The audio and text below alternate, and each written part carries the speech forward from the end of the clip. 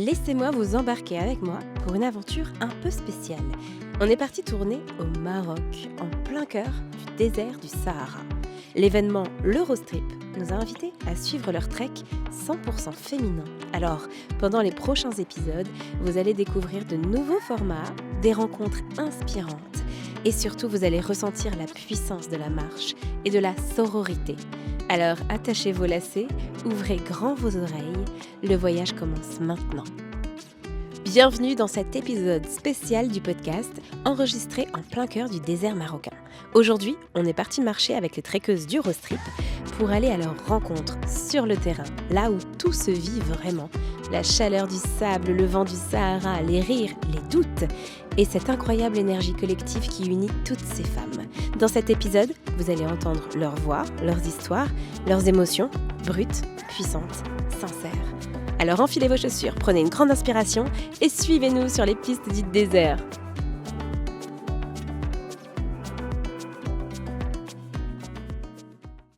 Vous avez une grande différence d'âge ou pas du tout? On a 6 ans. 6 ans d'écart, ok. Enfin, ouais, non, mais au-delà de ça, hier, ça aurait pu partir en vrille entre nous, mais Parce non. qu'elle m'écoute On pas. est- Hier, je leur ai dit, les filles en marche, mais comme j'ai la petite jeune, moi, mais c'est bon, on a le cap. Hein, ben oui. Alors c'est la folle équipe 196, Karine et Sophie, deux sœurs, accompagnées de leur amie Fabienne. Ensuite, je retrouve la gagnante 2024 de Koh-Lanta, Léa, et sa coéquipière, la très sportive Adriane. Tu savais pas te servir d'une lasso? Absolument pas. Léa m'a appris avant-hier à me servir du rapporteur, lire une carte, servir d'une boussole. Donc, On a une gagnante de Koh-Lanta quand même.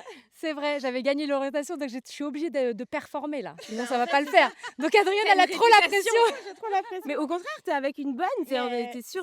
Franchement, moi, je lui fais entièrement confiance. Moi, je te fais entièrement confiance. C'est beau. Est-ce que c'est stressant quand on se fait doubler ou on s'en fout parce que le Non, temps on s'en compte pas? Bah, on s'en Ouais, fout. ça compte pas. D'accord. Ça met la pression. Après, tu sais, c'est ça qui fait qu'on n'est pas concentré, c'est que tu vas te dire, ah, elles sont allées de ce côté. Est-ce qu'il fallait aller un peu à gauche? Mais déjà, on n'a pas les mêmes boucles, c'est pas les mêmes Bien sûr. parcours, catégories. Et donc, non, on se laisse pas. Faut pas se laisser déconcentrer et Non. faut avoir confiance en ce que Ouais. le travail que vous avez Bah fait ouais, sur vaut la mieux. carte la veille. Exactement. Au pire, on se trompe et c'est de notre faute, pas parce qu'on a suivi une autre équipe. Vous n'êtes pas des moutons. J'aime beaucoup cette phrase. Hier, on a beaucoup pleuré. On est arrivé au ravitaillement, là, le dernier ravitaillement, on s'est effondré. Ouais. Moralement, je pense que oui, ça nous a. Mais comment on se couche et comment on se relève pour repartir le lendemain? Parce qu'on est là pour ça. Ouais, et puis là, ça va. hein, Non, mais aujourd'hui, on hein. est là pour ça. On s'est couché, on n'avait pas le moral. Enfin, on était raplapla. on parlait On pas, arrivait à hein. crever hier. Parlait pas. On parlait pas. Ouais. Mais là, ce matin, non. On s'est dit. Même Karine, qui était pas bien ce matin, elle était malade. Et ben, elle a dit, je viens quand même. Et bravo. Donc, voilà. Puis je croise Valérie de l'équipe Chapi Chapeau, une paysanne bio de Brest et une militante engagée qui vit avec un handicap invisible, une maladie inflammatoire chronique qu'elle a choisi de dépasser grâce au mouvement. Et elle est accompagnée de sa fille, Lénaëlle. En fait, tu as plusieurs combats, mais ils se regroupent tous autour de la santé, c'est ça? C'est ça. Je crois en fait que Le handicap invisible, le bio, et dans tous les cas, c'est apporter la santé aux gens, quoi. Ouais, c'est ça. Voilà. C'est Et hyper après, intéressant. mon gros défi d'aujourd'hui, c'est lié à un livre que je viens d'écrire parce que mon fils a fait une méningite quand il était bébé et je l'ai sorti le 4 octobre. Le livre il s'appelle Chapeau Lousteau, c'est le lien avec Chapi Chapeau. C'est magnifique Et pour les 20 ans de et ton fils. Voilà, et puis pour sensibiliser à la méningite, qui est connue sans être connue, on connaît le nom. Non, on sait connaît pas très bien. hein. On ne sait pas, mais en fait, il faut réagir extrêmement vite, sinon on en décède malheureusement. Bien sûr, on en meurt encore Voilà, aujourd'hui. C'était l'objectif de mon projet d'Octobre Rose. Pour moi, c'était ça. Mon Octobre Rose à moi, ce mois-ci, c'était ça, Bravo. d'écrire et puis de faire le trek avec Lénaëlle pour montrer aussi que on peut se battre. Et moi, je pense que le sport, c'est essentiel par rapport aux maladies. Toutes les maladies aussi, surtout, pour mieux manger. Ouais, parce que ça joue Notamment sur le bio, physique, mais sur le moral aussi, quoi. Ouais, c'est ça, c'est clair. Et toi, c'est ce qui te fait tenir? Bah, Tu marches beaucoup, oui. tu- Ah ouais, on fait la course à pied, je fais du tennis, je fais du VTT. C'est vrai? Mais tu t'arrêtes jamais? Comment tu fais? Ah, je sais pas, Lénaëlle me connaît. Retour sur Fabienne de l'équipe 196. Mes deux belles sœurs ont eu le cancer du sein. Et donc, mais je ne me suis pas inscrite pour ça au départ.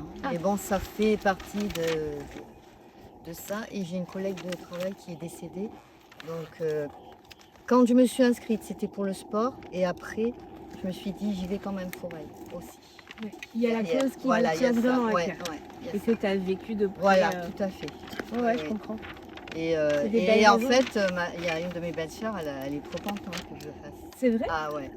Elle me suit et tout. Elle est vraiment contente, ouais. Ouais, donc tu crées. Ça crée lui la a fierté donné dans ta envie, famille aussi. ça lui a donné envie de le faire. Ouais, c'est fou. Ouais, ouais. Donc elle envisage de le faire.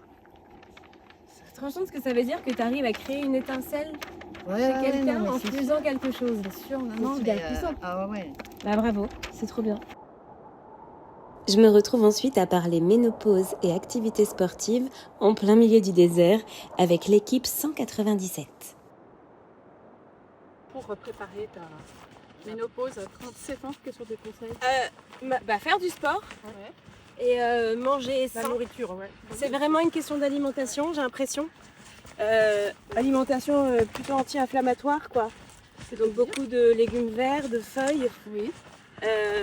Éviter les épices. Ouais, bah les épices c'est formidable. Le curcuma c'est génial, la cannelle c'est génial. Après moi je suis pas une experte, c'est plutôt les gens que j'interroge qui s'y connaissent bien. Les filles de mon âge qui font du sport ont eu après plus tard moins de symptômes en fait. C'était mon cas, parce que moi j'ai passé le cas. Et ça s'est bien passé ou pas? Moi j'arrête. J'ai rien senti. C'est vrai? Rien senti, maman. Ouais, moi non plus. Pas de Ah ouais de chaleur. Et Faut dire donc que- vous êtes des sportifs, mais quand je dis sportifs, vous Oui, êtes oui, en oui, mouvement oui. depuis longtemps. Moi, je ne me longtemps. qualifie pas de sportive. Moi, oui. Ah ouais, ah ouais. C'est quoi, alors ce serait quoi une sportive pour vous? Ah ben, pour moi, c'est quelqu'un qui va, dans la région, en tous les cas, marcher à montagne, donc dans mon cas, par exemple, Ok. qui fait plus que... Alors toi, qu'est-ce que tu fais par exemple? Moi, je marche à plat. Bah c'est du sport. Oui, même, mais du c'est sport. pas... Mais en fait, il faut l'endurance, différencier ouais, sport, exact. activité sportive déjà. C'est ça. Mais est-ce que tu es en activité sportive quoi? Oui, oui. Voilà. Oui, je marche tous les jours. Tu marches tous les jours. Mais c'est fais pas déjà- de sport. Mais non, mais attends, tu te rends compte? Donc c'est très fais pas de facile. Non, je considère pas ça comme du sport. C'est vrai? Ouais, Mais tu es plus active que la plupart des Français. Sûrement. Et des Plus que la Françaises. moyenne, Ouais, ça c'est vrai. Ouais. Ouais. Parce que nous, Un on pratique peu- du sport depuis Un peu de gym. qu'on est gamin. Ah ouais. Ouais. Voilà, donc c'est vrai qu'on passe les caps plus facilement. Un Bien peu sûr. de gym. Et n'importe quel cap, parce qu'en fait, ça quand même, ça lisse les hormones, quoi. Donc C'est ça. c'est mieux. C'est ça, ouais. C'est ça. T'es Quel que mieux soit. dans ton corps, Ouais. mieux dans ta tête. Enfin, Ouais. voilà. Le fait de marcher, comme tu le disais, 30 minutes à 1 heure par jour, en fait, ça suffit certainement. Ouais, parce que moi, j'ai pas eu. Pour de améliorer la symptômes. préménopause, Exactement. par exemple. Et en fait, c'est ça, souvent on met la pression aussi sur les femmes C'est en ça. disant il faut être sportive. Oui, mais enfin, bon, C'est il T'as suffit pas envie d'aller à la salle de marcher sport, 30 minutes, c'est une très heure important par ce que jour. tu dis. important, ça. Parce que en fait, après, il y a cet effet inverse qui est mettre la pression sur C'est les ça, femmes qui n'en exactement. font Ça les jamais décourage. assez. Exactement. et qui vont décourager les Ouais, femmes à ouais. se bouger. Ouais, tout à fait. Bien sûr. Retour avec l'infatigable Adriane. T'as un marathon aussi prévu? Marathon, dimanche prochain. voilà, c'est l'échauffement. Mais quelle meilleure prépa que de venir marcher dans le désert? Tout le monde n'était pas d'accord avec cette option. Je comprends. mais franchement, je me dis que c'est l'aventure d'une vie. Et pour rentrer un peu plus dans le perso, en fait, il y a 10 ans, on m'a diagnostiqué une leucémie, donc c'est un cancer du sang et de la moelle osseuse. Ouais. Et je me suis dit, 2025, 10 ans après, tu feras tes premiers triathlons, ton premier marathon. Et Léa m'a demandé d'être sa coéquipière pour cette aventure incroyable. Le sport n'était pas du tout planifié du coup, parce que j'ai dû tout arrêter pendant les traitements. Oui. Mais après, ça a été une source évidemment de reconstruction hyper importante. On n'a regardé que la distance de marche par rapport à ce qu'on a l'habitude de faire. Ouais. Alors au tout départ, pour être totalement transparente avec toi, on s'était même inscrit en Open Plus. Ouais. Du coup, on est revenu un petit peu sur notre décision et on est rétrogradé en Open. Et hier, on disait, mais quelle bonne stratégie d'être passé en Open. Ouais. Parce que Parce même que- l'Open, on ne le termine pas. Mais ouais, il y a le dénivelé, il y a le soleil, il y a Il y a des l'orientation. conditions physiques, du moins la météo, on n'a jamais eu nous à marcher dans des conditions. Pourtant, il on fait s'est chaud dans la entraîné- Drôme. Hein. Ouais, mais pourtant, on s'est entraîné à Toulon. C'est au mois de oui, mai. oui, oui. Mais au Mont-Faron, vous êtes allé? On est allé au Ah, on sentier a été des il y a vignes. 2 ans de ça, Ouais, on mon a fait parent. le sentier des vignes, où il y Ok. avait un peu de sable et tout ça. Ok, là. ouais. Même comme ça, on n'avait pas autant souffert Non. qu'hier. Non, mais là, il y a l'orientation aussi. Parce Oui. que d'habitude, on suit On se laisse bêtement, guider, donc on oui. se laisse Donc, c'est porter. plus une course d'orientation qu'une Oui. course de physique. Voilà. Et hier, Et on l'a c'est très compris, dur. on l'a Voilà. compris hier à 11h. Mais mieux vaut tard que jamais. Attends, mais une course d'orientation sans GPS parce que vous êtes à la boussole et à la carte. Course d'orientation. Non, mais- C'était écrit, hein. Mais non, c'était nous, pas. on fonce en fait et après on réfléchit. Donc ben voilà, aujourd'hui on T'es réfléchit. un bélier ou quoi? Vous êtes Non. des béliers? Ah bah oui, c'est pas mieux, tu sais. Non, mais nous, Verseau, on doit pas être comme ça normalement. Ouais, moi je sais pas, je sais plus, mais en tout cas on a compris maintenant le Voilà. principe. Je voulais terminer cet épisode avec Léa et Adriane, le dernier jour après la montée symbolique de la plus grande dune de Merguza. On a vécu un moment très spécial que je vous partage. Comment ça va les filles? Bah, ça va super bien. Super bien. Fin de cette aventure incroyable, humaine et hyper enrichissante pour la suite. Bravo, t'as été émue à l'arrivée, toi Adriane? Ouais, j'étais hyper émue parce que du coup, moi j'ai fait ma dernière chimio il y a 8 ans et forcément, le fait de monter, d'être là sur la dune 8 ans après, c'était incroyable et d'être avec toutes les autres femmes qui ont aussi des parcours de vie tout aussi incroyables. C'était assez intense en émotion. J'imagine, et ça n'est pas fini, je pense. Et c'est pas fini. C'est que le début, il y a encore des dunes. Ah ouais, parce qu'il faut le faire le retour. On a grimpé une très très haute dune là, Oui, mais on va faire le retour. on va faire le retour. Je sais pas si je fais la descente sur les fesses encore. Ou si je marche, je vais regarder les filles avant de partir, on sait jamais. Moi, je vais rouler, tu sais, quand t'es petit, tu roules comme ça, là. J'y ai pensé. Voilà, avec Honorine, les deux petites boulettes qui vont tout. Moi, je vais chanter. Tan, tan, tadam. Léa, comment ça va toi? C'était bien? C'était trop bien. J'ai déjà eu la chance de faire ce trek au Cap-Vert. Et en fait, c'est tellement différent, mais c'est toujours avec les mêmes émotions. On arrive et puis on est submergé, quoi. C'est moi qui aime pas pleurer, c'est impossible de me retenir. Et en fait, je préfère tout lâcher. C'est un lâcher prise de malade, quoi. Dans la vie, ça fait du bien quand même de temps en temps.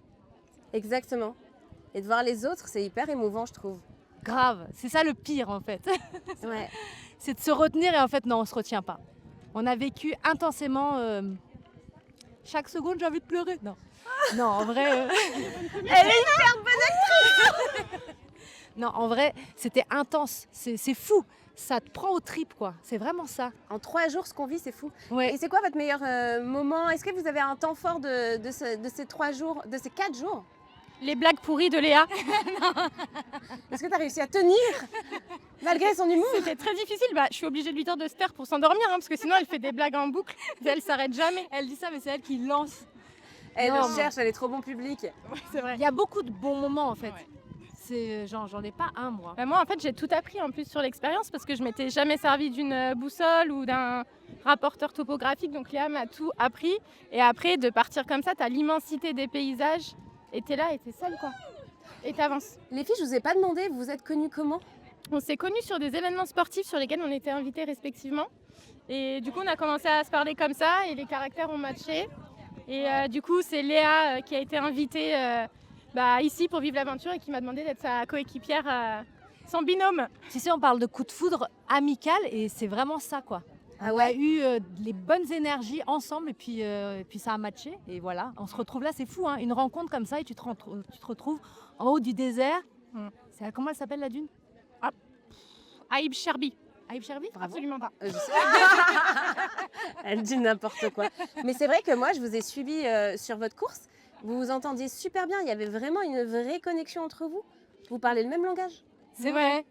On a les mêmes blagues, on a le même humour. Et Et il n'y en a pas une qui cherche à avoir, l'ascendant sur l'autre ou la prise de décision. Elle a été toujours en fait hyper commune. Je pense qu'on savait aussi pourquoi on le faisait. Ouais.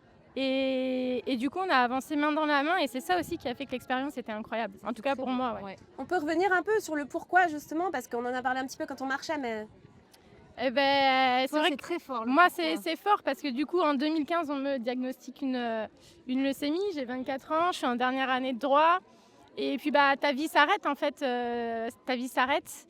Tu arrêtes le sport, tu vas plus en cours. tu étais très sportive. Hein, J'ai été très sportive puisque du coup, moi, j'ai fait 6 années de sport-études en natation. J'ai fait les championnats de France plusieurs fois.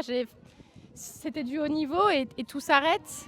Et puis, tu ne vois plus personne parce que les chambres stériles, tout ça, c'est un contexte qui est très, très particulier. Et puis après, il te faut beaucoup de temps en fait pour te remettre, puisqu'il y a la période de traitement qui est longue, en tout cas nous pour les leucémies de 18 mois à 24 mois. Et derrière, il faut reprendre quoi. Et donc du coup, 2025, 10 ans après le diagnostic de la maladie, et je réalise mes premiers triathlons. Le fabuleux trek avec Léa, et dans une semaine, le marathon de Nice-Cannes. Donc la suite sera belle aussi. Très émouvant. Moi, c'est simple, je le vis pour ça, parce que c'est des rencontres comme ça magiques. Moi, elle m'épate, toutes ces femmes m'épatent. Là, c'est un exemple parfait. Et je le fais pour ça, pour toutes ces émotions, avoir cette sensation-là de revivre en fait, et de se dire, oh là là, on n'est rien. Alors, il faut vivre à fond cette vie, mais à 2000%, sans trop se poser de questions et juste se laisser aller. Et il n'y a pas besoin de faire des choses folles en fait, tu vois. Tu sors de chez toi, tu vas marcher à côté, ou je sais pas, tu tiens un enfant par la main, enfin, c'est rien. Mais en fait, tu es là et tu es vivant, quoi. Et ça, c'est la vie. Tu m'as mis des poils là. Merci les filles. Ah putain, j'avais dit que j'allais pas chialer sur la dune.